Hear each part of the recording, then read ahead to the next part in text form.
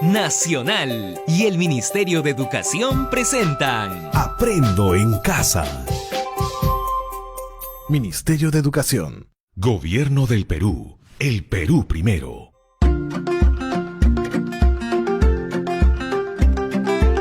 Queridos estudiantes, los invitamos a participar en el desarrollo de las sesiones de aprendizaje que hemos preparado para ustedes.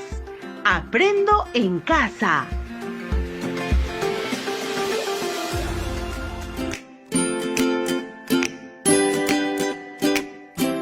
Muy buenos días, estudiantes del quinto grado de secundaria. Hoy damos inicio a un número de sesiones radiales elaboradas solo para estudiantes de tu grado. Estas sesiones radiales permitirán que sigas aprendiendo en casa durante este tiempo de aislamiento social. Recuerda, este tiempo es una oportunidad para estar en familia y aprender junto con ellos. Estimados estudiantes, es sumamente importante recordar que durante el desarrollo de las sesiones irás construyendo nuevos aprendizajes. Asimismo, habrás construido al término de las 4 sesiones radiales una apuesta en común de acciones que permitan a la familia comprender la probabilidad de contagio del COVID-19, por la cual todos estamos expuestos, así como organizarse en la implementación de medidas de prevención. Qué interesante, ¿verdad? Durante el desarrollo de las sesiones radiales, es necesario desarrollar las siguientes habilidades: el saber escuchar, comprender, expresar las ideas, así como también las emociones. Recuerda estar atento a cada actividad, como por ejemplo a los relatos, las preguntas y sobre todo, nos gustaría escuchar tus conclusiones sobre lo aprendido. Antes de iniciar la sesión, te recomendamos lo siguiente. 1.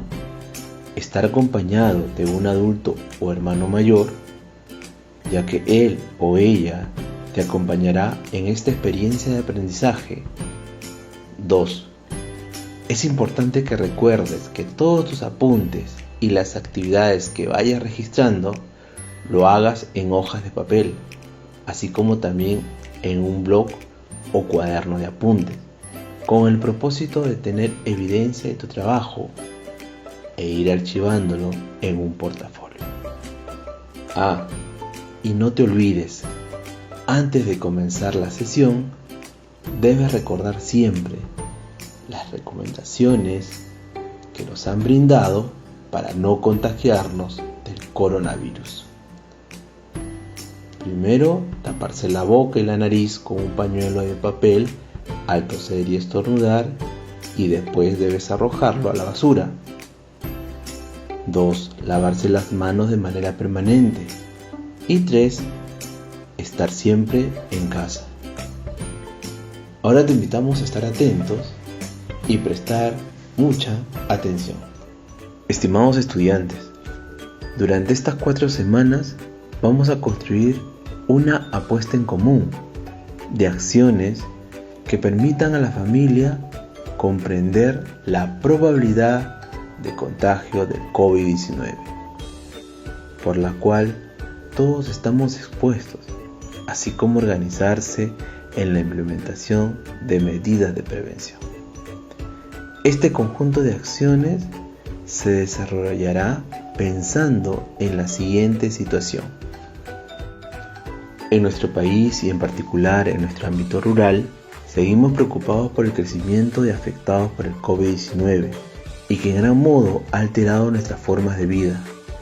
Asimismo, sabemos que la única forma de evitar la propagación de esta pandemia es asumiendo con responsabilidad el aislamiento social, practicando estilos de vida saludable y medidas de salubridad como el lavado de manos, cubrirse la boca al toser, entre otros. Las medidas de aislamiento social implementadas en el país nos permiten un mayor acercamiento en la familia, requiere desde este espacio desarrollar prácticas que nos permitan reflexionar sobre el cuidado de nuestra salud como individuos y como familia, lo cual repercutiría de manera positiva en la comunidad y sociedad. Al término de las 4 semanas, debemos de argumentar y sustentar de manera clara y coherente sobre las medidas de protección que se pueden generar en la familia para el cuidado de la salud y el ambiente durante el periodo de aislamiento. Estimados estudiantes, el propósito de la sesión el día de hoy será identificar y recuperar información de un texto escrito. Quizás te preguntarás, ¿y cómo lo haremos? Lo haremos desarrollando actividades que te van a permitir obtener e inferir información de un texto. Para identificar la información, utilizaremos 2 tipos de texto, un texto histórico y un texto mixto. Ahora sí, ya estamos listos y preparados. Entonces, iniciamos con nuestra primera actividad. A continuación, vas a escuchar el siguiente relato. ¿Qué pandemias a lo largo de la historia han puesto en jaque a la humanidad? Te vuelvo a repetir el título del texto. ¿Qué pandemias a lo largo de la historia han puesto en jaque a la humanidad? Mientras escuchas el relato de la lectura, recuerda estar muy atento a cada frase y párrafo, a las interrogantes, al tema, a los personajes, al escenario, al ambiente, los tiempos, y no te olvides de anotar las palabras que son desconocidas para ti. ¿Qué pandemias a lo largo de la historia han puesto en jaque a la humanidad? Desde la plaga de Atenas en el año 430 a.C.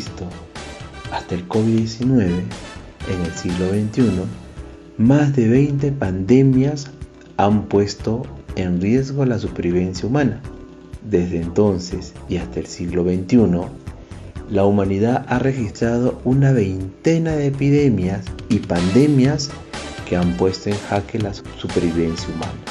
4 de ellas se encuentran entre las más mortíferas: la peste negra, la viruela, la gripe española y el VIH-Sida. Hablemos sobre la peste negra. La peste negra en la Edad Media cobró la vida de 200 millones de personas. Se llamó también peste bubónica porque inflamaba los bubones, o sea, los nódulos linfáticos en ojos y órganos sexuales. Y cuando avanzaba la enfermedad producía necrosis. Se asoció a la bacteria Yersinia pestis, alojado en las ratas negras provenientes de los barcos chinos. Pero fueron las pulgas de dichas ratas las que transmitieron la bacteria a los humanos. Solo con grandes incineraciones de ratas, cuerpos infectados y pulgas se logró a duras penas controlar la pandemia. La viruela, tan antigua como el Mesolítico, tuvo uno de sus peores brotes en la conquista de América. La viruela es una enfermedad tan antigua que data de la población humana del año 10.000 a.C. Aunque a lo largo de la historia los científicos atribuyen a la viruela la mayor cantidad de muertes infecciosas, superando los 300 millones de personas. Una de sus brotes pandémicas más severos ocurrió a partir de 1520 en territorio americano, matando a 56 millones de nativos. Se considera, sin embargo, una enfermedad erradicada por completo a finales de la década de 1970, luego de exitosos programas de vacunación mundial. La gripe española, asoló a cerca de 50 millones de personas durante el fin de la Primera Guerra Mundial. En el ocaso de la Primera Guerra Mundial, apareció en Kansas, Estados Unidos, la gripe española. En el año de 1918, llegaría a Europa por el puerto francés de Brest, lugar al que arribaban la mayoría de las tropas estadounidenses encargadas de apoyar a los aliados en la guerra. Desde ahí pasó a Reino Unido, Alemania, Italia y finalmente España. Ahora hablemos sobre el virus de transmisión sexual VIH-Sida, que ha matado entre 25 y 35 millones de personas. El VIH-Sida fue una pandemia que se descubrió en Estados Unidos en 1981. Se entendió inicialmente como un virus de transmisión sexual, pero después se concluyó que también se infectaba por transfusiones de sangre contaminadas, por transmisión del virus de madre a hijo durante el embarazo o por el uso de agujas hipodérmicas. La teoría más aceptada actualmente sobre la procedencia del VIH-Sida está relacionado con los simios y chimpancés que habían entrado en contacto con el hombre en la década de 1920 en el centro de África. Incertidumbre ante el alcance y el impacto del COVID-19 en el mundo. En el siglo XXI, el SARS en el sudoeste asiático, el ébola en África, el MERS en Medio Oriente y la gripe H1 y N1 en todo el mundo han sido epidemias y pandemias que han puesto en jaque a la comunidad científica internacional. La más reciente pandemia en la historia por la que estamos atravesando es el nuevo coronavirus COVID-19, que se originó en la ciudad china de Wuhan y que actualmente está presente en los 5 continentes. Los laboratorios del mundo trabajan a contrarreloj para entender su funcionamiento, dar luces sobre su impacto en los humanos y encontrar una vacuna que apacigüe su acelerada y preocupante propagación. Estimados estudiantes, ahora que has escuchado el relato, responde a las siguientes preguntas. ¿Cómo presenta el autor la información en el texto? Muy bien, durante todo el texto, el autor presenta la información de manera objetiva. Esto sucede porque simplemente ha registrado los hechos de manera cronológica, sin involucrarse subjetivamente dentro del texto.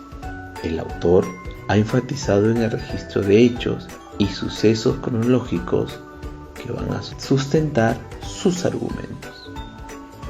¿Cuál es el propósito y objetivo del autor? Muy bien, estudiantes, es dar a conocer a través de los hechos que a lo largo de la historia, en más de una ocasión, el ser humano se ha encontrado en peligro su supervivencia. ¿Qué lenguaje utiliza el autor en el texto?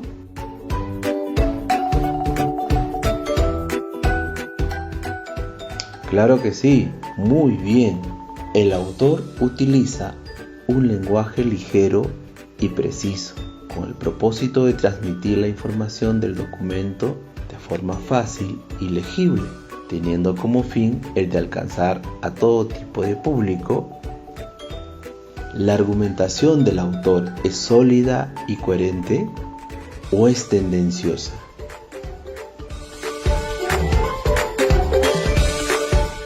Muy bien, ahí podemos ver que el argumento del autor está estrechamente vinculado con los hechos y sucesos cronológicos según lo expuesto en el texto. Muy bien, lo lograste. Parecía difícil, pero con la atención puesta al momento de la lectura y las anotaciones realizadas, lograste responder a todas las preguntas.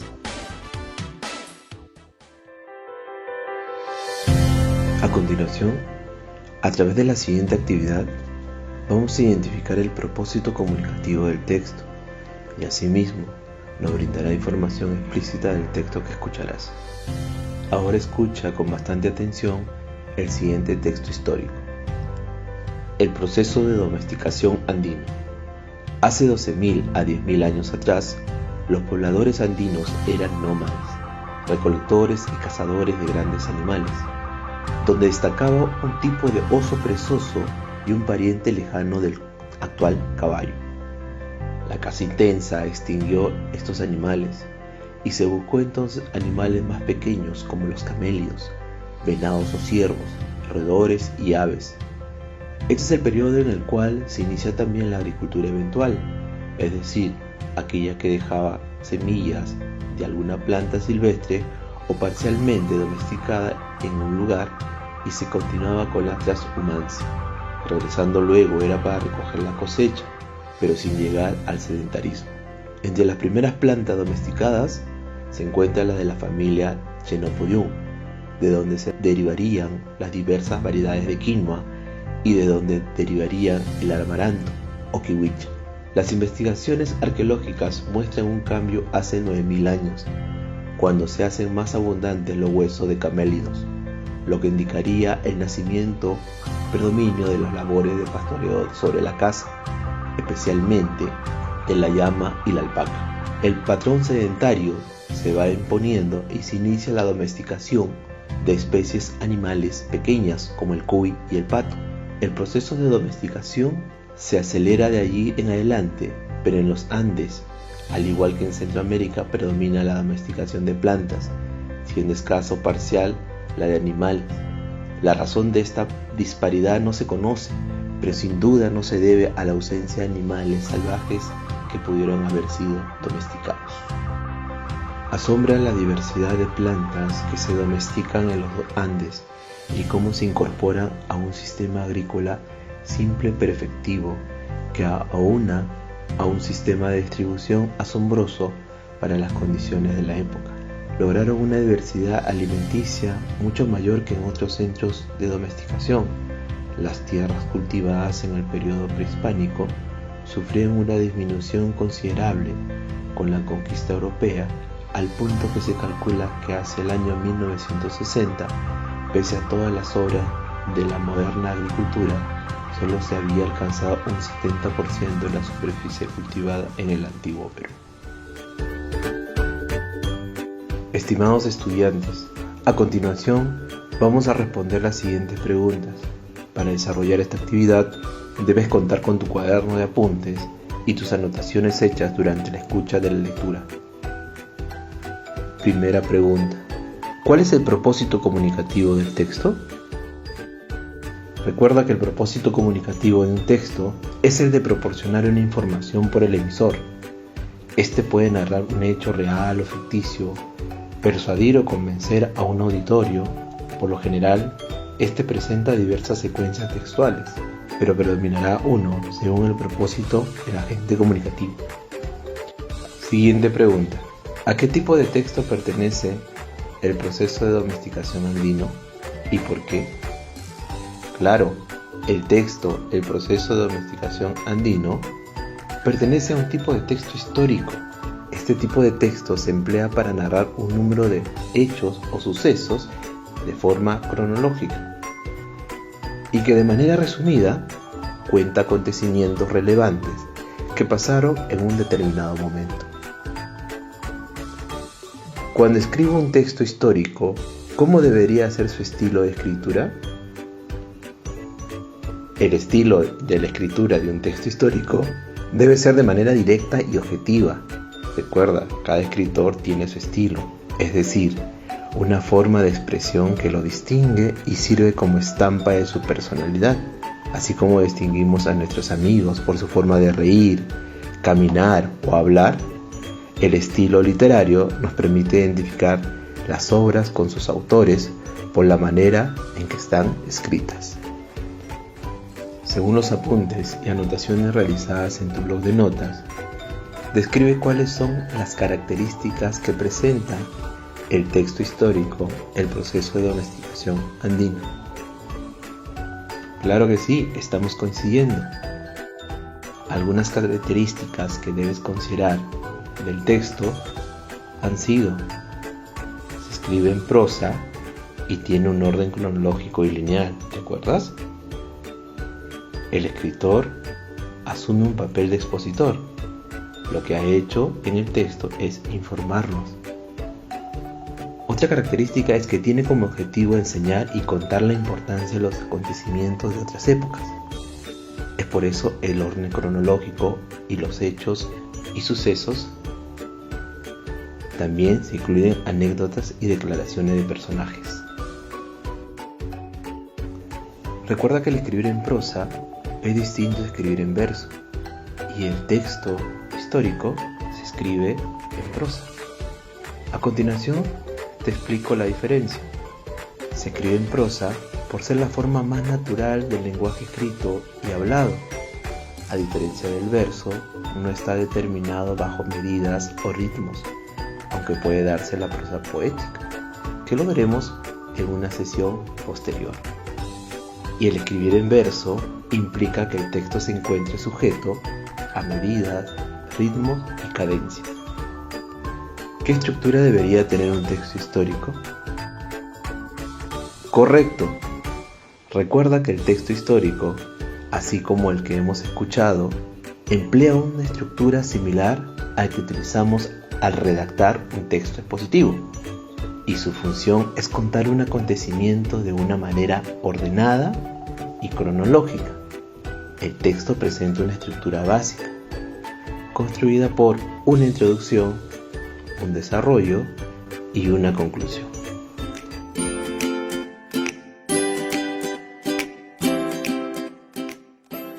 Muy bien, estimados alumnos, una vez más se pudo concluir con la comprensión del texto y se pudo desarrollar las preguntas que fueron formuladas. ¿Te diste cuenta de que al desarrollar las preguntas salieron unos términos nuevos, como propósito comunicativo, estilo del escritor, cómo es escribir en prosa y cómo es escribir en verso? Claro que sí, son nuevos conocimientos los que vamos a agregar a nuestro vocabulario y utilizarlo cuando pasemos a construir tu propio texto histórico. Ahora, para terminar la sesión radial, estimados estudiantes, vamos a construir nuestro texto histórico. Para eso vas a seguir las siguientes indicaciones. Consulta a tu papá, mamá o algún familiar el tiempo que llevan viviendo en tu comunidad. Clasifica en grupos la llegada de las demás familias y considera una fecha tentativa según los registros brindados por tus familiares. Considerar también si durante el tiempo de fundación de tu comunidad hubo algún tipo de enfermedad que causó algún daño. Considera también desde cuándo vienen escuchando en tu comunidad sobre el COVID-19. Esta información te va a servir para que agrupes otro tiempo para construir tu texto. Considerar desde cuándo en tu familia y comunidad vienen tomando medidas de prevención para prevenir el COVID-19. Ahora empieza a escribir tu texto histórico con la información recogida de los tiempos de llegada de las familias a tu comunidad. Recuerda considerar en la estructura de tu texto histórico la estructura básica que debe de tener el texto. El propósito comunicativo, usar un lenguaje objetivo, escribir en prosa y tener un estilo. Ahora empieza a escribir tu texto histórico y lo vas a realizar con la información recogida de los tiempos de llegada de las familias a tu comunidad. Recuerda, considerar en la construcción de tu texto histórico, tener una estructura básica del texto, contar con un propósito comunicativo, utilizar un lenguaje objetivo, debe estar escrito en prosa y construir el texto con un estilo propio. Ahora que estamos terminando la sesión, te pregunto, estimado estudiante, ¿qué pasos seguiste para poder cumplir cada una de las actividades? ¿Qué habilidades pusiste en práctica? ¿Cómo lo hiciste? Exprésale de manera oral a tus familiares lo has trabajado durante la sesión radial y comparte tu texto construido con los datos recogidos en tu familia sobre tu comunidad. Todos estos pasos, regístralo en una hoja y archívalo en tu portafolio. Hasta nuestro próximo programa. Nacional y el Ministerio de Educación presentaron Aprendo en casa. Ministerio de Educación. Gobierno del Perú. El Perú primero. El Perú primero. El Perú primero.